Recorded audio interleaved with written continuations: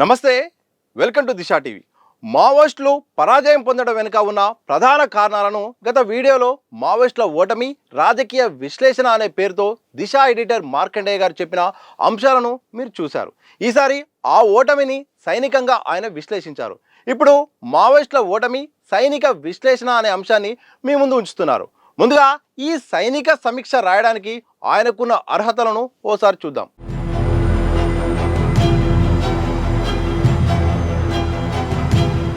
మార్కండేయ గారు పూర్తికాలం కార్యకర్తగా 1983లో మావోయిస్టు పార్టీలో చేరి 1988 నుండి మిలిటరీకి సంబంధించిన కార్యకలాపాల్లో పాల్గొన్నారు. ఆ సంవత్సరమే ప్రారంభమైన జంగ్ మిలిటరీ పత్రికలో పనిచేశారు. 1989 మిలిటరీ క్యాంపులో శిక్షణ పొందిన అనంతరం పార్టీలోనే మిలిటరీ రంగానికి సంబంధించిన మొట్టమొదటి ఫుల్ టైమర్ అయ్యారు.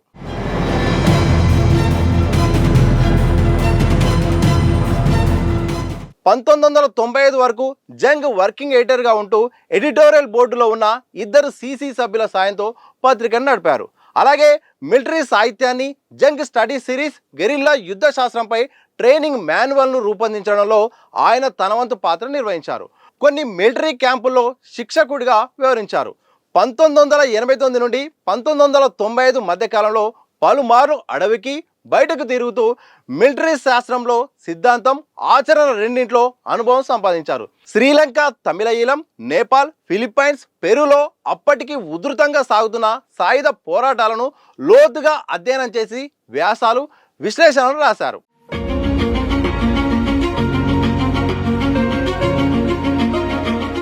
1995 సెప్టెంబర్లో జంగ్ను వదిలి దండకారణ్యంలో పూర్తికాలం పనిచేయడానికి వెళ్ళారు. మొదట గడ్చిరోలి జిల్లా ఐరీ ఏరియా కమిటీ కార్యదర్శిగా, దళ కమాండర్గా, డీవీసీ సభ్యునిగా బాధ్యతలు నిర్వహించారు. 1997లో డీవీసీ కార్యదర్శిగా, ఎస్జెడ్సీ సభ్యుడిగా ప్రమోట్ అయ్యారు.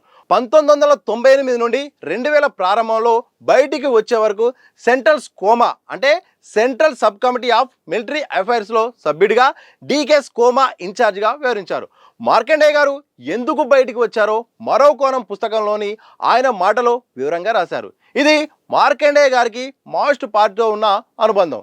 అయితే మావోయిస్టు పార్టీ సైనిక ఓటమికి గల కారణాలు ఏంటో ఇప్పుడు తెలుసుకుందాం.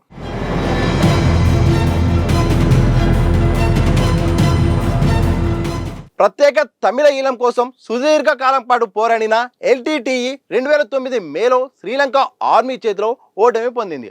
ఆ దేశ ఉత్తర, పూర్వ తమిళ ప్రాంతాల్లోని మెజారిటీ భూభాగాన్ని సుమారు 25 ఏళ్ల పాటు తమ కంట్రోల్లో ఉంచుకొని పాలించి 40,000కు మించిన రెగ్యులర్ సైన్యాన్ని కలిగిన ఎల్టీటీఈ స్థావర యుద్ధంలో ఇరుక్కుపోయి చివరికి పరాజయం పాలైంది. వేలాది మంది గెరిల్లాలు, కమాండర్లు చివరి వరకు పోరాడి అధినేత ప్రభాకరన్తో సహా అందరూ వీరోచిత మరణం పొందారు.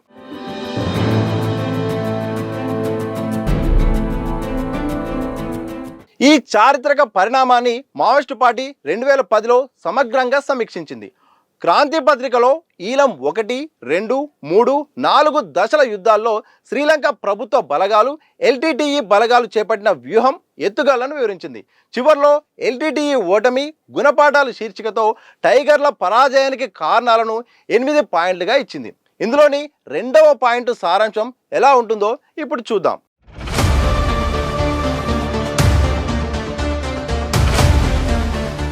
భూభాగాన్ని కోల్పోతున్నామని, శత్రు బలగాల చుట్టువేతకు గురవుతున్నామని తెలిసి కూడా ఎల్టీటీఈ తన స్థావర యుద్ధ తంత్రాన్ని వదలలేదు. చివరి వరకు అది పొజిషనల్ వార్ఫేర్నే అనుసరించింది. అలా కాకుండా టైగర్లు తమ ఏరియా ఆఫ్ ఆపరేషన్ను విస్తరించి గెరిల్లా యుద్ధ తంత్రానికి మారాల్సి ఉండాల్సింది. అలా చేయని ఫలితంగా అది సైనిక విన్యాసాలు చేసే చొరవను కోల్పోయింది. చివరి వరకు పోరాడితే తమిళ ప్రజలపై మారణాకాండను చూసి అంతర్జాతీయ సముదాయం స్పందించి జోక్యం చేసుకొని యుద్ధం ఆపుతారని అది ఆశించింది. కానీ అది జరగక భంగపడింది.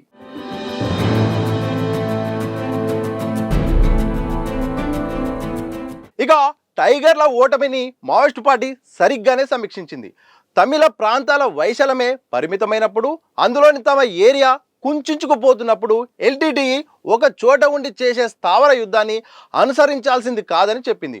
సుదీర్ఘ కాలం కొంత భూభాగాన్ని తన కంట్రోల్లో ఉంచుకొని పాలించిన టైగర్లు దాన్ని వదిలిపెట్టడానికి ఇష్టపడలేదని వివరించింది. Regular army, navy, air force ఉన్న ఏళ్ల తరబడి పోరాడిన అనుభవం ఉన్నా కానీ సైనిక విన్యాసాలు చేయడానికి తగినంత భూభాగం లేనప్పుడు, చుట్టువేతకు గురైనప్పుడు వాళ్ళు అక్కడి నుండి బయటికి వచ్చి గెరిల్లా యుద్ధం చేయాల్సి ఉండిందని అభిప్రాయపడింది. అంతర్జాతీయ సముదాయం మద్దతుపై అతి అంచనా వేసుకుని భంగపడిందని విమర్శించింది.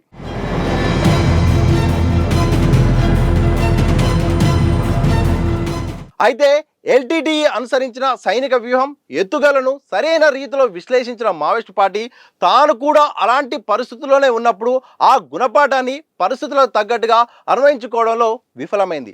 టైగర్లలాగే పిఎల్జీఏ బలగాలు కూడా పరిమిత ప్రాంతంలో అంటే నారాయణపూర్, బీజాపూర్, సుక్మా జిల్లాలోని చెప్పుకోదగిన ప్రాంతంలో ఇరుక్కుపోయాయి. పోలీసు, పారామిలిటరీ బలగాలు ఆపరేషన్ కగార్లో భాగంగా ఆ ప్రాంతాన్ని చుట్టుముట్టాయి. కార్పెట్ సెక్యూరిటీ క్యాపింగ్ ఎత్తుగలను అవలంబిస్తూ క్రమ పద్ధతిలో దట్టమైన అడవుల లోపలికి చొచ్చుకు వస్తున్నాయి. చుట్టువేత దాడులకు పూనుకుంటున్నాయి. Maoist party, PLGA main force, secondary force, ప్రజా మిలిషియా బలగాలని కలిసిన ఓ 5,000కు మించి ఉండవు. 300 క్యాంపుల్లో ఉన్న భద్రతా బలగాలు కనీసం 2 లక్షలు ఉంటాయి. ఆ విషయాన్ని ఆ పార్టీ పొలిట్ బ్యూరో తన 2024 ఆగస్టు సర్క్యులర్లో వెల్లడించింది. అయినప్పుడు శత్రుదాడిని ప్రతిఘటించడానికి, బలగాలను రక్షించడానికి ఎలాంటి వ్యూహం, ఎత్తుగలను చేపట్టి ఉండాల్సింది?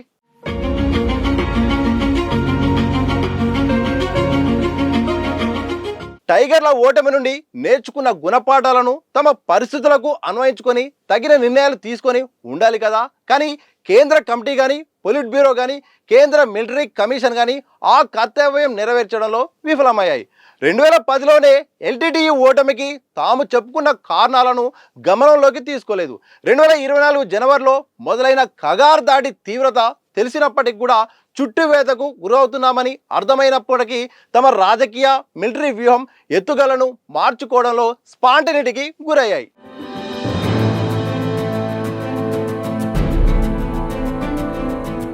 రెండు 2024 ఆగస్టు సర్క్యులర్లో ఆపరేషన్ కగార్ గురించిన అంచనాలను పొలిట్ బ్యూరో సరిగ్గానే ఇచ్చింది. జనవరిలో ప్రారంభమైన ఈ యుద్ధ చర్యలో శత్రువు ఇదివరకెన్నడూ లేని స్థాయిలో భారీ దాడికి పూనుకున్నాడని వివరించింది. గతంలో కొనసాగిన ఆపరేషన్ గ్రీన్ హ్యాండ్, ఆపరేషన్ సమాధానాలకు ఈ కగార్ పూర్తి భిన్నమైందని తెలిపింది.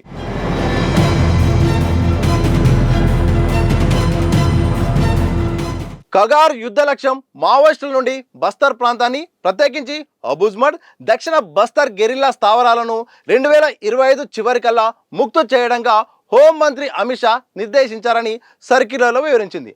అన్ని రకాల బలగాలు కలిపి బస్తర్లో సుమారు 7 లక్షల వరకు ఉంటాయని అలర్ట్ చేసింది. ఈ బలగాలు అత్యాధునిక టెక్నాలజీని, శాటిలైట్స్, డ్రోన్స్, నైట్ విజన్ డివైజెస్ను వాడుతున్నామని తెలిపింది.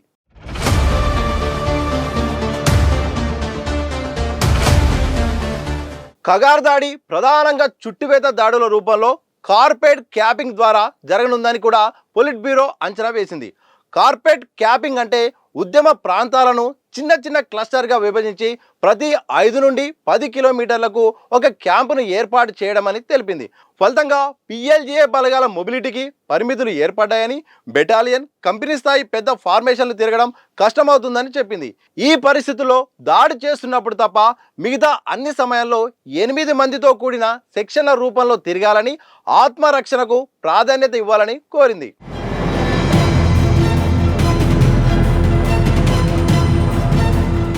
అయితే కగార్ దాడిపై ఇన్ని జాగ్రత్తలు చెప్పిన పొలిట్ బ్యూరో కీలకమైన నిర్ణయం తీసుకోవడంలో బ్లండర్ మిస్టేక్ చేసింది.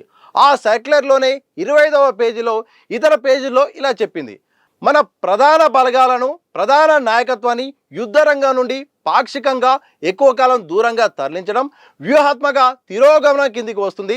ప్రధాన బలగాలు మినహా ఇతర ద్వితీయ, తృతీయ బలగాల్లో కొంత భాగాన్ని, పార్టీ నాయకత్వంలో కొంత భాగాన్ని యుద్ధ రంగం నుండి పాక్షికంగా తక్కువ కాలం దూరంగా తరలించడం ఎత్తుగడల రీత్యా తిరోగమనం కిందికి వస్తుంది.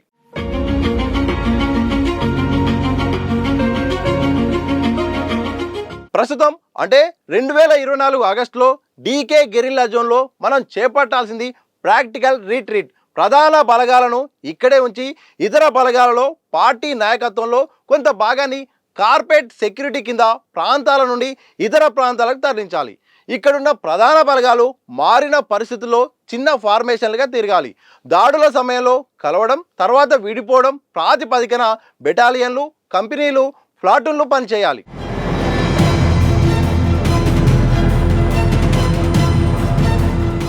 ఈ నిర్ణయమే మావోయిస్టు పార్టీ పిఎల్జిఏ బలగాల పాలిట ఆశనీపాతంలో పరిణమించిందని తదుపరి జరిగిన పరిణామాలను బట్టి చూస్తే చెప్పవచ్చు. సర్క్యులర్లో పొలిట్ బ్యూరో చెప్పిన ప్రభుత్వ కగారు యుద్ధ వ్యూహాన్ని, ఎత్తుగలను మిలిటరీ పరంగా విశ్లేషిస్తే అబుజ్మర్, దక్షిణ బస్తర్ ప్రాంతాల నుండి పార్టీ చేయాల్సింది ప్రాక్టికల్ రిట్రీట్ కాదు, స్ట్రాటజికల్ రిట్రీట్ చేయాలి. భారత మిలిటరీ, పారామిలిటరీ బలగాల సంఖ్య, ఆయుధ సంపత్తి, వనరులతో పోలిస్తే మావోయిస్టు బలగాలకు భారీ తేడా చాలా స్పష్టంగా కనిపిస్తుంది. కేవలం నారాయణపూర్, బీజాపూర్, సుక్మా జిల్లాలోనే పరిమిత ప్రాంతంలో మావోయిస్టులకు చెందిన మెయిన్ ఫోర్స్గా ఉన్న ఒక బెటాలియన్, కొన్ని కంపెనీలు, సెకండరీ ఫోర్స్గా ప్లాటూన్లు, సెక్షన్లు యుద్ధ కార్యకలాపాల్లో నిమగ్నమై ఉన్నాయి. శత్రువు ప్రతి 5 నుండి 10 కిలోమీటర్ల పరిధిలో 500 నుండి 1000 మంది బలగాలతో కూడిన ఒక క్యాంపును కార్పొరేట్ సెక్యూరిటీలో భాగంగా ఏర్పాటు చేస్తూ చుట్టుముడుతున్న విషయాన్ని పొలిట్ బ్యూరో పట్టించుకోలేదు.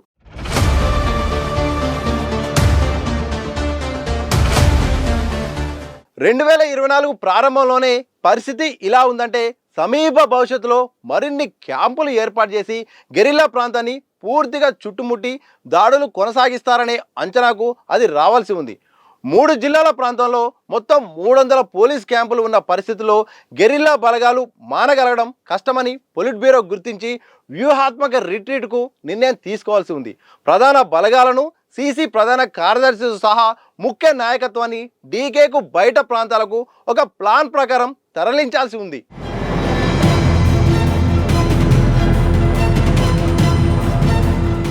ఈ తప్పుడు నిర్ణయమే తదుపరి భద్రతా బలగాలు క్రమంగా గెరిల్లా ప్రాంతాలను చుట్టుముడుతూ ఒక్కో గ్రామాన్ని స్వాధీనంలోకి తీసుకుంటూ విజయం పొందడానికి దారితీసింది. మారుమూల అడవుల్లోకి, అబుజ్మోడ్లోని షెల్టర్ జోన్లోకి చొచ్చుకు రావడం, చుట్టుముట్టడం, కార్డన్ సెర్చ్ చేసి మావోయిస్టు నాయకత్వాన్ని, కేడర్లను నిర్మూలించడం జరిగిపోయింది.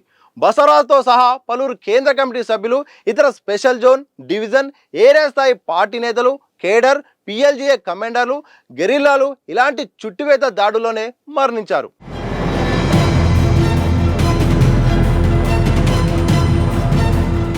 బెటాలియన్, కంపెనీ స్థాయి ఫార్మేషన్లను గెరిల్లా స్థావర ప్రాంతాల్లోనే ఉంచిన ఫలితంగా వాటి కదలికలను క్యాంపుల ఉనికికి పోలీసులు డ్రోన్స్, శాటిలైట్ ద్వారా చాలా సులభంగా గుర్తించగలిగారు. ప్రభుత్వ బలగాల కంట్రోల్లోకి వచ్చిన గ్రామాల్లో ఏర్పరచుకున్న ఇన్ఫార్మర్ నెట్వర్క్ కూడా వారికి బాగా ఉపయోగపడింది. వచ్చిన సమాచారాన్ని వాడుకొని టెర్రైన్ పైన పట్టున్న స్థానిక ఆదివాసులతో కూడిన డిఆర్జీ బలగాల సహకారంతో దాడులు చేసి తీవ్ర నష్టాలను కలిగించింది.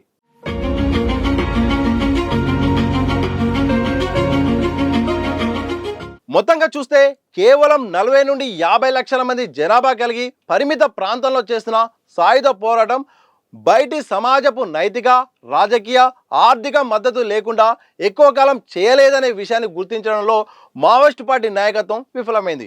మిగతా దేశం సంగతి వదిలేసిన డీకేలోనే ప్రజల మద్దతు తగ్గుతుందని 2011లో తీర్మానించిన విషయాన్ని ఆ తర్వాత 13 ఏళ్లు గడిచినా గుర్తించకపోవడం, స్థల, కాల పరిస్థితులకు తగిన నిర్ణయాలు తీసుకోకపోవడం చివరికి అనివార్య పరాజయానికి దారితీసిందని చెప్పవచ్చు.